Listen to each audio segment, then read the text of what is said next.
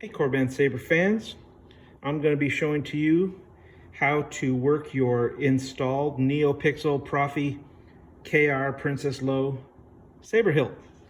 So when you get it, you're going to get these three pieces that you most likely won't use, because this is the piece that you use when you would install trichree, but since it's installed, it won't be used. This is the static hilt emitter, but you're not going to use it because we've already got it installed. And this is a piece that you can use if you want to cut some blade stock and glue it to this. You can make yourself a blade plug.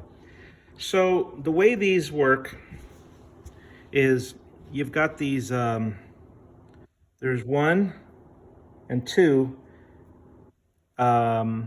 blade retention screws. So there actually is a hole for a third one, but we only put 2 in. Don't want to put too many because it just works great with 2. So you can loosen this on both of them. And of course your blade comes out, blade goes in. I think it's important to always tighten these down because it could damage the circuitry if the blade is in loose. And there's pins down in there, so it works better if you have it tight. So when you first get this, you open this up in the back. And you decide, if it gets stuck, just give it a tap. Some of these chassis do get a little stuck in there. This comes all the way out. This is your chassis. You've got your removable battery. Make sure that the plus side always goes towards the button. I wish these chassis had like a plus and a negative, but they just don't. So you just have to remember what side to take them out. What side is what when you take it out is the way it's got to go back in. So that turns it on and off. There's your proffie. There's the pins. So you turn it on. Now it's very important that now this is live, you don't touch anything metal because it could short out the proffie board. In fact, it will. So when you're trying to put this in, don't actually touch the sides. Because then you'll be emailing me saying, how do I fix this? So it goes in straight, so you don't touch the sides.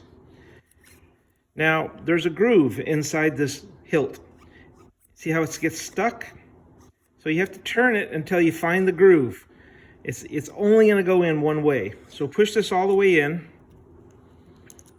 You can then push in this spacer and then plug this on. Has to be kind of tight, not too tight, just tight enough where you can do that, where you can open it and close it. Now you turn it on.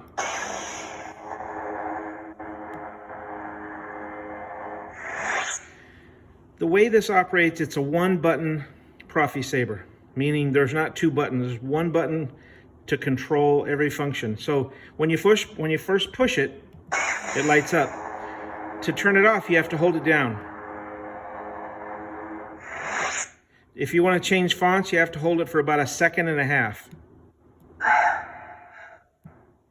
I let you live. Persistence and the Force is my ally. This part is over. Sit, Lord.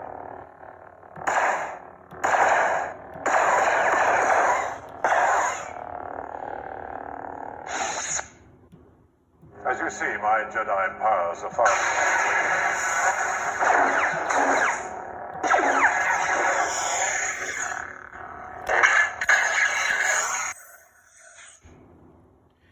Now it does have a feature, and I can't make it do it again, but there's a feature that I'll put in instructions where I think if you twist the saber or thrust it, it can turn itself on and off, and that's normal. That's part of this version of proffie. There's also things like you can tip drag, you can play music by hitting it while it's on. I haven't really mastered the instructions on how to use a 1-button proffie, but I'll make sure that when you get this video that they'll include the how to do everything. Let's see now here. Get this straight. All right. So hold it down.